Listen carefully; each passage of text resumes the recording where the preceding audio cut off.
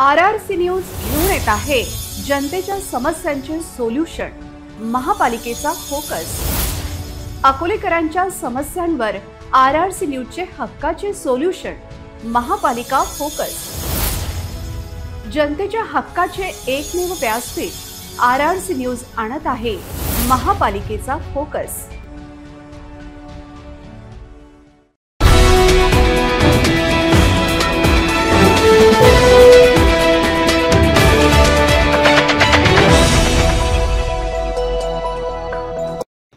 नमस्कार, RRC नेटवर्कच्या latest बातमीपत्रात आपले स्वागत।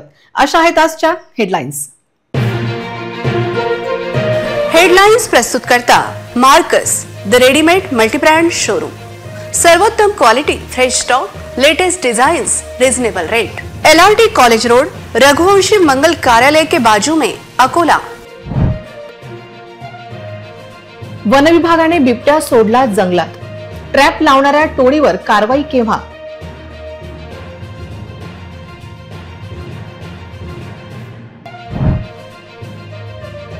अकोल्याच्या प्रवाशांसाठी आनंदाची बातमी, अमरावती एक्सप्रेसला अतिरिक्त बोग्या।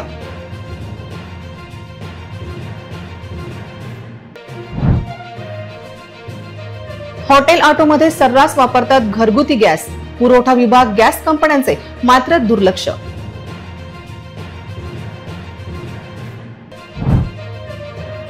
केंद्राच्या अर्थसंकल्पावर आंबेडकरांची जहरी टीका, मध्यमवर्गीयांसाठी टॅक्स सूट म्हणजे लॉलीपॉप।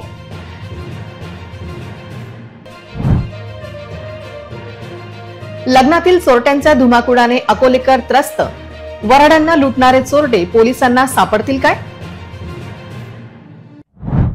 आता सविस्तर बातम्या।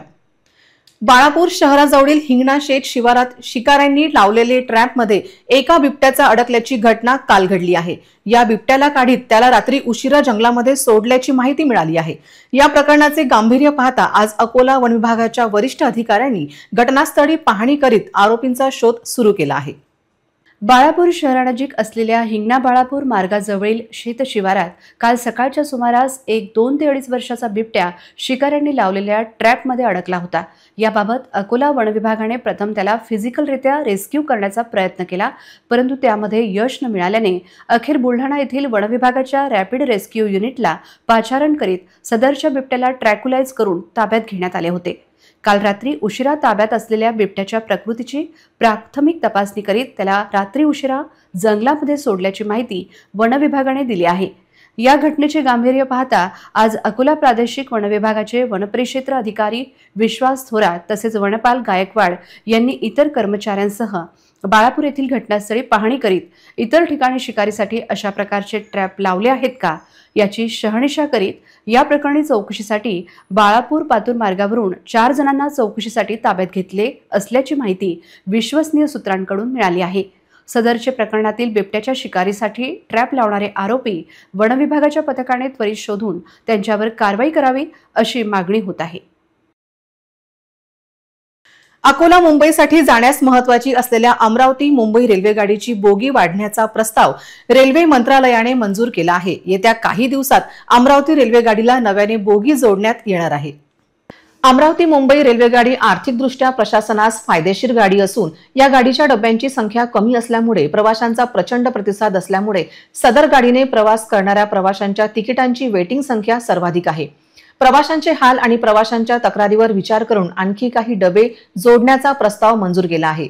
रेल्वे प्रशासनाने प्रवाशांच्या सुविधांचा विचार करून अमरावती छत्रपती शिवाजी महाराज टर्मिनस मुंबई एक्सप्रेस गाडीमध्ये एक अतिरिक्त वातानुकूलित द्वितीय श्रेणीचा डबा आणि एक अतिरिक्त शयनयान डबा कायमस्वरूपी जोडण्याचा निर्णय घेतला आहे। Amravati Chhatrapati Shivaji Maharaj terminus Mumbai express 10 February पासून अमरावती तर 11 फेब्रुवारी पासून छत्रपती शिवाजी महाराज टर्मिनस मुंबई येथून सदर गाडीची सुधारित संरचना करण्यात आली आहे। एक प्रथम वातानुकूलित, कम वातानुकूलित, द्वितीय 3 वातानुकूलित, द्वितीय 6 वातानुकूलित, तृतीय 6 शयनयान, 4 जनरल सेकंड क्लाससह एक लगेज कम गार्डची ब्रेक व्हॅन आणि एक जनरेटर कार असे एकूण गाडीच्या संरचनेत आता 22 डबे असतील, ज्यामुळे प्रवाशांना अधिक आरामदायक प्रवासाचा अनुभव मिळणार असल्याची खात्री रेल्वे प्रवाशाच्या वतीने व्यक्त करण्यात आली आहे। घरगुती गॅसचा वापर अकोल्यात ऑटोमध्ये तर होतच आहे, आता तर थेट रस्त्यावरील अनेक हॉटेल्स, खानावळी यांनी घरगुती गॅसचा सर्रास वापर सुरू केला आहे. गंभीर प्रकार असून सरकार त्यावर सबसिडी देत असून त्याची चोरी होत आहे. अकोला जिल्ह्यासह शहरात घरगुती गॅस सिलेंडरचा वापर अनेक हॉटेल धारक करीत असल्यामुळे पुरवठा विभाग करते तरी काय असा प्रश्न निर्माण झाला आहे. अकोला शहरातील बहुतांश हॉटेल धारकांकडे रोज वेळोवेळी घरगुती गॅस सिलेंडरचा पुरवठा करण्यात येतो. ज्या घरगुती ग्राहकांना गॅस सिलेंडर पाहिजे असते त्यांना वेटिंगवर ठेवण्यात येते, तर दुसरीकडे रस्त्यावर व्यवसाय थाटलेल्या अतिक्रमण धारक दुकानदारांना रोज घरगुती गॅस सिलेंडरचा पुरवठा करण्यात येत असल्याने शहरातील नागरिकांमध्ये जिल्हा पुरवठा विभाग यांच्याबाबत तीव्र स्वरूपाची नाराजी व्यक्त करण्यात येत आहे. जिल्हा पुरवठा अधिकारी कार्यालय याबाबत कोणतीही कारवाई करत नसल्याने नागरिकांमधून तीव्र स्वरूपाची नाराजी व्यक्त करण्यात येत आहे. अकोला शहरातील निशाण टॉवर समोर असलेल्या काही किरकोळ फुटपाथ विक्रेते यांच्याकडे पावभाजी सेंटर चालवण्यासाठी घरगुती गॅस सिलेंडरचा वापर करण्यात येत असलेला सदाचा व्हिडिओ मोठ्या प्रमाणात व्हायरल होत आहे. गेल्या काही दिवसांपासून जिल्हा पुरवठा अधिकारी हे दीर्घकाळ सुट्टीवर असल्यामुळे त्यांच्या कार्यालयातील अधिकारी आपला मनमानी कारभार करीत या विषयाकडे दुर्लक्ष करीत असल्याचा आरोप होत आहे.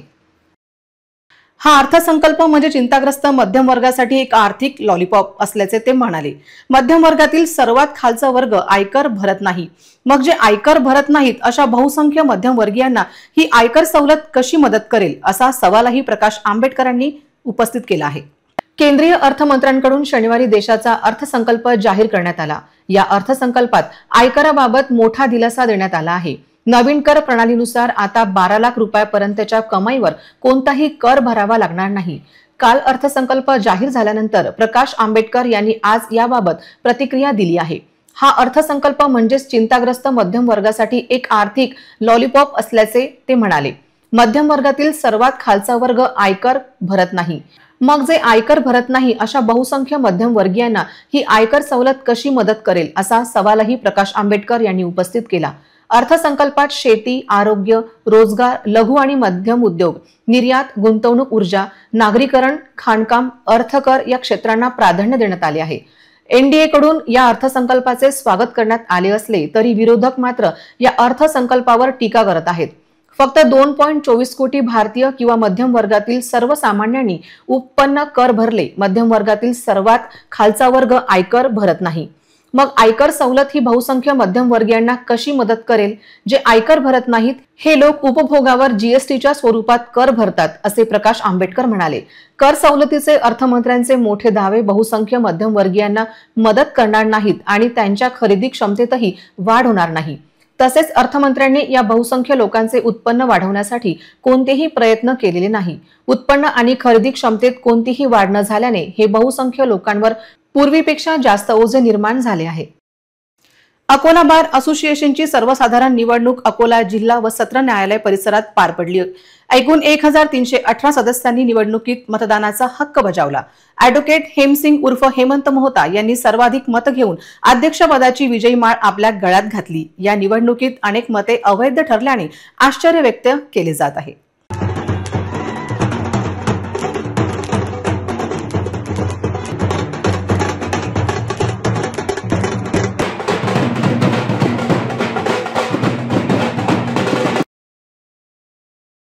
हेमंत मोहता हे सलग दुसऱ्यांदा अध्यक्षपदी निवडून आले आहेत. मागील वर्षी त्यांनी अकोला वकील संघाच्या विकासासाठी केलेल्या कामाची पावती व म्हणून ही निवडणूक त्यांनी जिंकल्याचे बोलले जात आहे.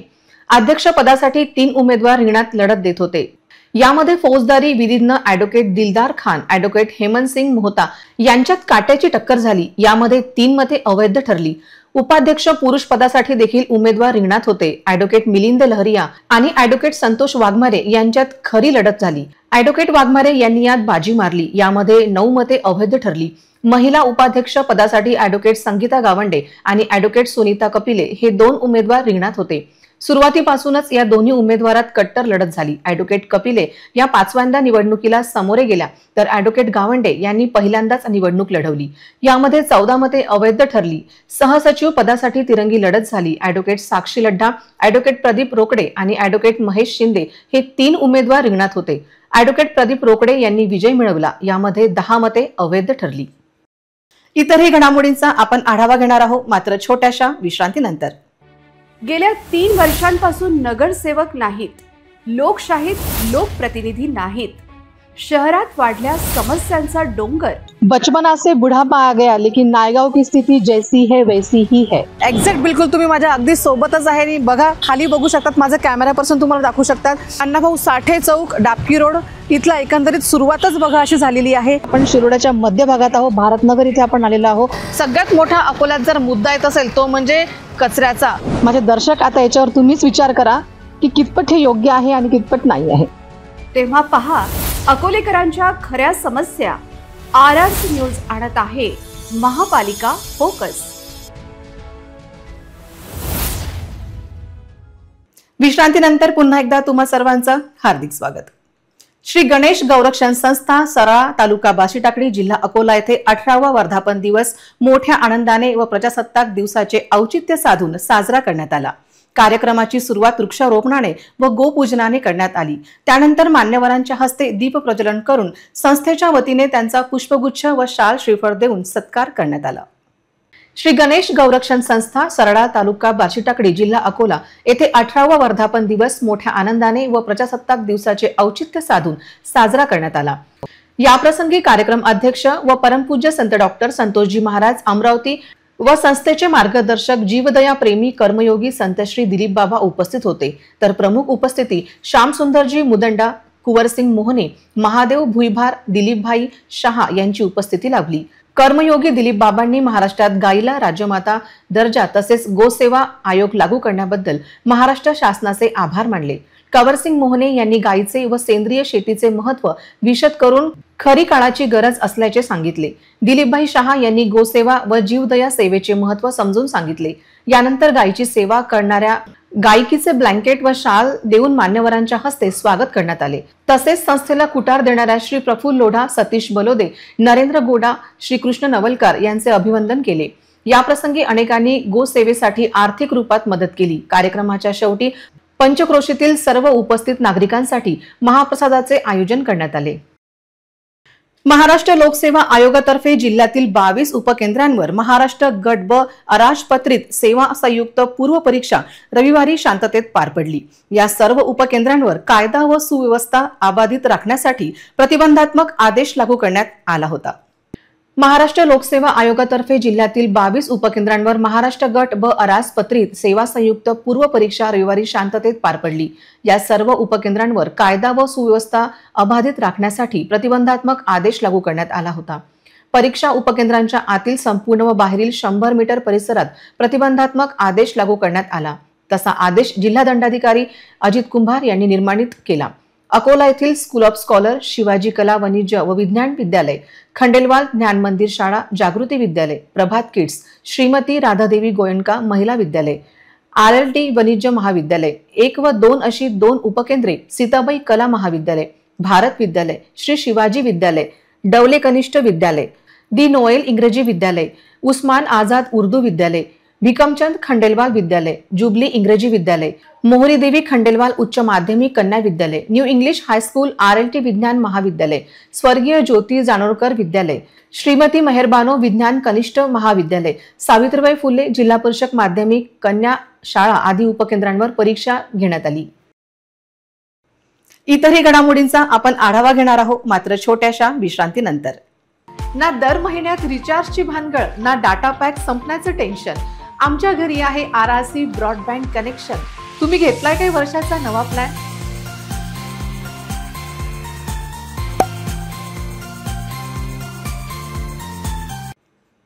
विश्रांतीनंतर पुन्हा एकदा तुम्हा सर्वांचं हार्दिक स्वागत।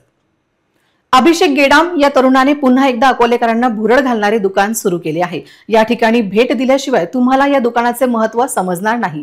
दुकानाच्या नावापासून ते प्रोडक्ट पर्यंत सर्वच काही युनिक आहे। तसेच तेव्हा पाहूया हा विशेष वृत्तांत। अकोला जिल्ह्यामध्ये उद्योग धंद्यामध्ये अनेक युवक आपलं अस्तित्व घडवत आहे। MH30 फटाका केंद्र दिवाळीमध्ये संपूर्ण अकोला वासियांसाठी आकर्षणाचे केंद्र बनलं होतं। नवनवीन संकल्पना राखत खरेदीवर आकर्षक बक्षीस आणि सगळ्याच प्रकारची फटाके अगदी वाजवी दरात उपलब्ध करून अभिषेक गेडाम या युवकाने प्रवास करीत पुन्हा एक नवीन उभारी घेतली आहे। MH30 fashion factory luxury brand या भव्य शॉपचा उद्घाटन सोहळा दिनांक 1 फेब्रुवारी सायंकाळी 6 वाजता पार पडला। उद्घाटक दास मोबाईल ॲक्सेसरीजचे संचालक युवा उद्योजक मयूर इंगडे तसेच विशेष अतिथी म्हणून माजी उपमहापौर निखिलेश दिवेकर, पर्यावरणवादी doctor Pallavi Divekar, social media influencer Kaushal Agarkar, Rajeshwari Sarangbhukan, Karan Thakur, Kaustubh Rane, Priya Damodar, Vaibhav Tayde, Chiku Wahurwag, गुंजन हिंगे, आरजे दिव्या, स्वागताध्यक्ष लोकप्रिय निवेदिका पल्लवी डोंगरे इत्यादी मान्यवर उपस्थित होते। प्रमुख अतिथी आणि उद्घाटक यांचे औक्षवण करून स्वागत करण्यात आले। त्यानंतर मान्यवरांचे स्वागत फोटोग्राफर असलेले अभिषेक गेडाम यांनी आपल्या कलेने आकर्षक भेटवस्तू देत करण्यात आले। यावेळी अभिषेक गेडामचे आई वडील संतोष गेडाम आणि शीला गेडाम तसेच बहीण मनस्वी गेडाम उपस्थित होते। फीत कापून उद्घाटन समारंभ पार पडला। यावेळी कार्यक्रमाला उपस्थित असणारे सोशल इन्फ्लुएन्सर करण ठाकूर यांनी आपली प्रतिक्रिया व्यक्त केली। नमस्कार अकोलेकर, MS30 फटाका केंद्रानंतर त्याच्या यशस्वी सपोर्ट नंतर आम्हाला खूप छान सपोर्ट मिळाला, म्हणून आम्ही एक नवी फॅशन फॅक्टरी सुरू केली। तुमचा सगळ्यांचा साथ असू द्या, नक्की व्हिजिट करा MS30 फॅशन फॅक्टरी। उपक्रम हाती घेतला आहे त्याच्याबद्दल त्याला शुभेच्छा। असं म्हणतात ना की धोका पत्करल्याशिवाय यश मिळत नाही, आणि व्यवसाय म्हटलं की थोडा धोका येतो, पण यश नोकरीपेक्षा तिप्पट असतं। आणि अभिषेक हा स्वतः तरुण असल्यामुळे जी फॅशन आहे हे तरुण लोकच नवीन फॅशन सेटअप करत असतात, त्यामुळे जे लेटेस्ट फॅशन आहे ते अभिषेकला माहीतच आहे। आणि मग ते कपडे असो किंवा फुटवेअर असो किंवा परफ्यूम असो, या सर्व लेटेस्ट फॅशनच्या गोष्टी त्याच्या दुकानात तो ठेवेल आणि इथल्या अकोला शहरातील तरुणाईला एक दालन तो उभं करेल। त्याच्या भविष्यासाठी त्याचा हा जो व्यवसाय त्यांनी सुरू केला, माझ्या अनेक शुभेच्छा। मुंबई पुणेकडे धाव घेत आहे, मला हे बघायला अतिशय आनंद होतो। अकोल्यातील तरुण पोरं ही स्वतःच्या जिद्दीवर काहीतरी करायचा, आपला ठसा उमटवण्याचा प्रयत्न करतात। आणि मी असं सांगू इच्छिते की जर मनगटात तुमच्या रग असेल आणि जर असं जिद्द असेल आणि कष्ट करायची तयारी असेल तर तुम्ही गगनाला भिडू शकता। त्याचं उदाहरण म्हणजे आज ही MS30 क्लोथिंग फॅक्टरी आहे, फॅशन फॅक्टरी। तर खूप खूप अभिनंदन हे सुरू केल्याबद्दल। सर्व इन्फ्लुएन्सर बोलण्याबद्दल खूप खूप आभार मानतो यांचे। आणि खूप छान असा बिझनेस एक आपल्या मराठी माणसाने, आपल्या मराठी मुलांनी चालू केला, त्याबद्दल खूप अभिमान वाटतं आपल्याला। प्रत्येकाने, प्रत्येक मराठी माणसाला सपोर्ट केलाच पाहिजे। तर पुढील वाटचालीस खूप खूप शुभेच्छा देतो मी। थँक्यू। मस्त असा बिझनेस स्टार्ट केला आहे MS30 फॅशन फॅक्टरी म्हणून। आणि मी जेव्हा इथे आलो, अभिला सांगू इच्छितो की मला इथला कलेक्शन खूप आवडलेला आहे। त्याच्यातले मी काही गोष्टी सिलेक्ट केलेल्या आहेत, तर मला असं वाटतं की एकदम ट्रेंडिंग काहीतरी अकोल्यामध्ये अभिनी काहीतरी नवा उपक्रम चालू केलेला आहे। त्याच्यासाठी मी त्याला खूप कॉंग्रॅच्युलेट करतो। आणि मला असं वाटतं की थोड्या टायमानंतर आपण सगळे इथेच भेटू, शॉपिंग करताना काहीतरी नवीन वगैरे। विवाह सोहळ्यातून अज्ञात चोरट्याने लाखो रुपये किमतीचे दागिने लंपास केल्याची घटना घडली। चोरटा सीसीटीव्ही मध्ये कैद झाला होता, त्याला पकडण्यासाठी पोलीस यंत्रणा कामाला लागली आहे। हॉटेलच्या अंतर्गत सुरक्षेविषयी आरडाओरडा होत आहे। दरम्यान लग्नातील चोरींच्या वाढत्या घटना पाहता अकोलेकर चांगलेच त्रस्त झाले आहे। शहरातील डाबकी रोड पोलीस स्टेशन अंतर्गत येणाऱ्या हॉटेल VS इम्पेरियल मध्ये 30 जानेवारी रोजी वंचित बहुजन पार्टीचे वरिष्ठ नेता मनोहर पंजवाणी यांच्या कुटुंबातील मुलीचे लग्न होते। व्यापारी, राजकीय पक्षाचे नेते, पोलीस अधिकारी, वकील उपस्थित होते। लग्नाच्या धामधुमीत एका 18 ते 20 वर्षीय अज्ञात आरोपीने मोक्याचा फायदा घेऊन वरवधूच्या स्टेजवर चढून लाल रंगाची बॅग गायब केली। बॅगमध्ये सोन्याचे दागिने, आयफोन व 8 ते 9 लाख रुपये होते। आरोपी बॅग घेऊन फरार झाला। हॉटेलमधील सीसीटीव्ही फुटेजमध्ये अज्ञात चोर स्टेजवर हातीफूल घेऊन फिरताना दिसत आहे, तसेच लाल रंगाची बॅग घेऊन जाताना दिसत आहे। पंजवाणी कुटुंबियांना बॅग दिसली नाही तेव्हा पोलिसांना माहिती दिली। रात्री उशिरापर्यंत सीसीटीव्ही फुटेज तपासणी पोलिसांनी सुरू केली। VS हॉटेलमध्ये चोरीच्या 2 ते 3 घटना यापूर्वी घडल्या आहेत। त्याच हॉटेलमध्ये एका व्यापाऱ्याने आत्महत्या केल्याची घटना घडली होती। लोक महाग हॉटेल विवाह सोहळ्यांसाठी घेतात, परंतु हॉटेलमधील सुरक्षा व्यवस्था ढिसाळ असल्याने चोरीच्या घटना होत आहेत। हॉटेल मॅनेजमेंटवर देखील प्रश्नचिन्ह लागले आहे। पुन्हा एक नजर टाकूया आजच्या प्रमुख घडामोडींवर। हेडलाइन्स प्रस्तुत करता Marcus the readymade multibrand showroom. सर्वोत्तम quality, fresh stock, latest designs, reasonable rate. LRT college road, Raghuvanshi मंगल कार्यालय के बाजू में, अकोला। वन विभागाने बिबट्या सोडला जंगलात, ट्रॅप लावणाऱ्या टोळीवर कारवाई केव्हा?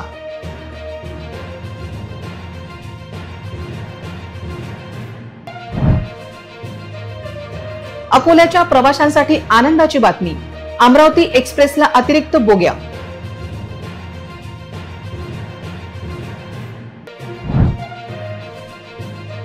हॉटेल ऑटोमध्ये सर्रास वापरतात घरगुती गॅस, पुरवठा विभाग गॅस कंपन्यांचे मात्र दुर्लक्ष।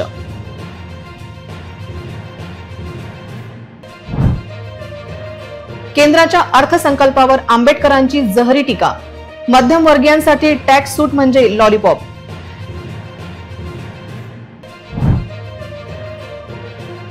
लग्नातील चोरट्यांच्या धुमाकुळाने अकोलेकर त्रस्त, वऱ्हाडांना लुटणारे चोरटे पोलिसांना सापडतील काय?